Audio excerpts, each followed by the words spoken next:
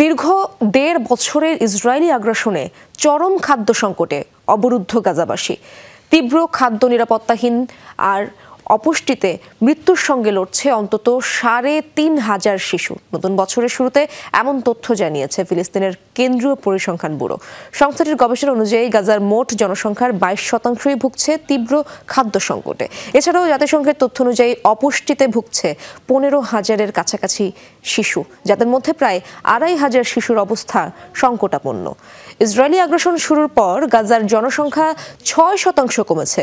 উপত্যকা ছেড়ে পালিয়েছে লাখের বেশি ফিলিস্তিনি। প্রাণ হারিয়েছেন ৪৫,৫০০-এরও বেশি নাগরিক, যাদের মধ্যে রয়েছে ১৭,০০০-এরও বেশি শিশু।